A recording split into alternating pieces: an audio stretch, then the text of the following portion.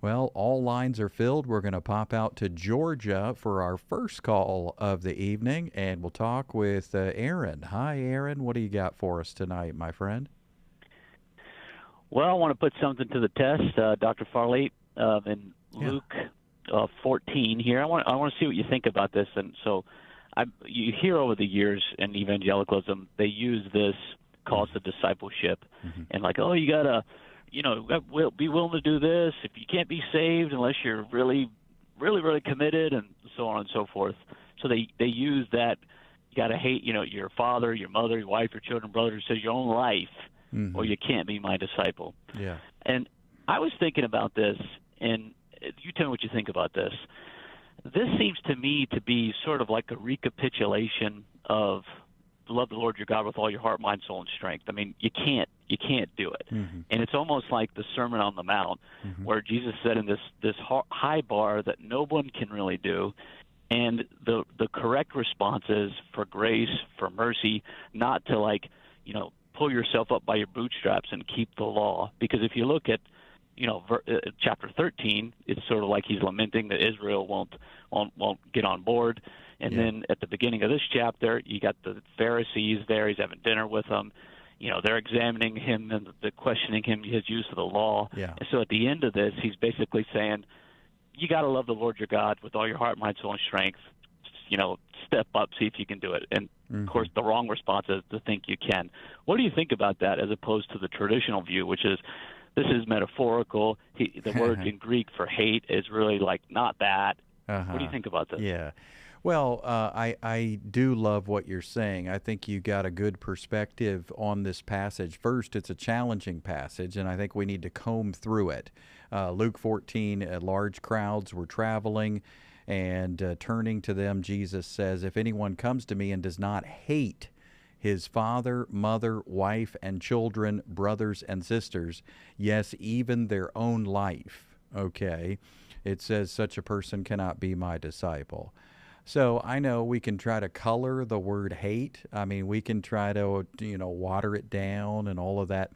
But really, I think what he's saying is, in comparison to a focus on me, you're going to have to disregard what mom and dad think. You're going to have to disregard what brother and sister think. You're going to have to disregard what your kids think.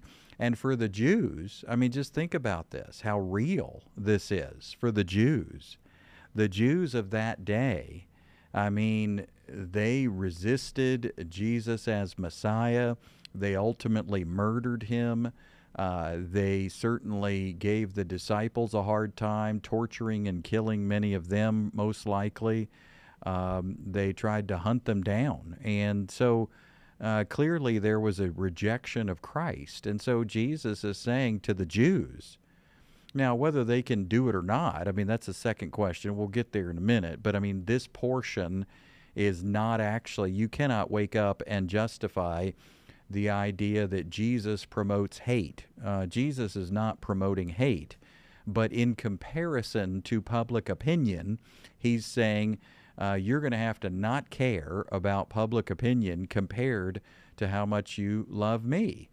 Now, that's just for salvation. I mean, and that's just a Jewish reality. Because look, I mean, just think about it, okay? The Jewish tradition is thousands of years old. Go down the street 6 blocks, and they would have seen the temple, the Jewish temple, the magnificent structure with big budget religion and all the tradition, all the heritage, all the lineage. Look, that's where your dad went and your grandpa went and your great grandpa, and everybody went there and they gave sacrifices and they paid homage to the law and to Moses. And now you're telling me, I mean, you're telling me that in the midst of all that tradition and the midst of all that history, that you are going to reject that way of trying to get right with God, and you're going to pop over to that little home church? Are you kidding me? That little home church, the one over there. I mean, it's about 10 blocks away from the temple. It has nothing to do with the practices of the temple. They only got about 18 people over there. They got no money. They got no budget. It's like a little Bible study in the living room over there.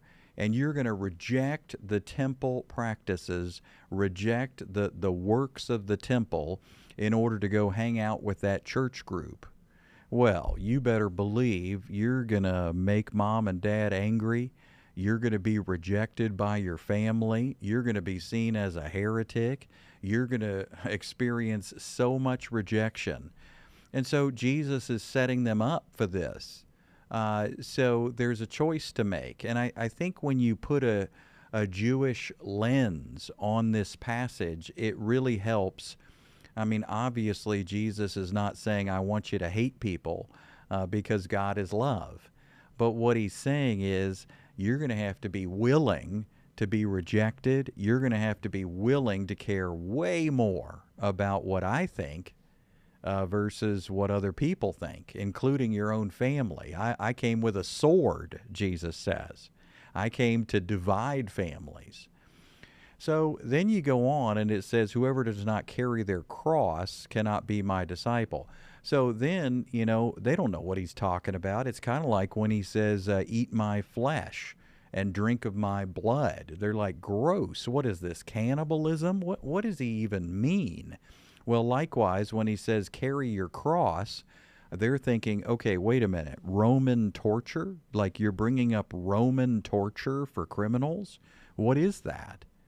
And so his point is that you're going to have to be crucified with Christ. You're going to have to go through a death, burial, and resurrection. So it's interesting because in one sense, I agree with you that nobody can attain to this. Like nobody can pull this off. Like you can't crucify yourself. You can't become a new creature yourself. You can't do this to yourself. But at the same time, Jesus is saying, look how much has to happen for you to be saved. It's radical. It's not behavior improvement. It's not sin management. It's not law keeping. It's surgery, ripping out your old self, giving you a new self. You got to go to the cross to be saved. So, you know what? He's saying basically, do you want me? Do you want me? Do you really want me? Do you want salvation in me? Do you want new life? Well, then, you know what? The gate's narrow. It's a gate of grace. And, what I would say to our grace friends out there, just like you, Aaron, I mean, you've counted the cost. We're not talking about I know how we've traditionally talked about counting the cost, but I mean, you've recognized the cost. There are religious people who disagree with you right now. There are people that want nothing to do with you. Maybe you've lost friends over the gospel. Maybe you've offended people over the gospel of grace. Maybe you were participating in a certain religious setting and they told you, no, don't talk about that grace. I mean, there is a cost to a Jesus-centered message. Now take that, what you and I and so many have experienced, travel back in time 2,000 years ago, and imagine being a person in Israel who is now acquainted with the gospel. You've heard the gospel and you're pretty sure that it's probably the truth, and you're flirting with it, you're thinking about it. So Jesus is saying, whoa, I mean, you got to draw a line in the sand here. Is it Moses or is it Jesus? Is it the law or is it grace? Is it your way and what you're doing, or is it me and what I've done for you? Is it works or is it grace? And that's the line in the sand, the crossroads, the intersection, the decision, the multiple choice question. How are you going to go forward? And if you choose Jesus, get ready. Get ready to be rejected. Get ready to be hated. Get ready for division. Get ready for fights. Get ready for obstacles. Get ready to go against the grain of Jewish tradition. Get ready for people to misunderstand you, falsely accuse you, and so much more. So it's not about them making a heroic effort. It's just reality that when we choose Jesus, we're going against the religious grain. And my guess is, Aaron, you've already experienced that to a large degree. Now imagine it in the heart of Israel, in Jerusalem. Wow, what they faced, those early Christians. Well, thanks for your call tonight, Aaron, and I hope that helps. Reach out to us again anytime. Great to hear from you.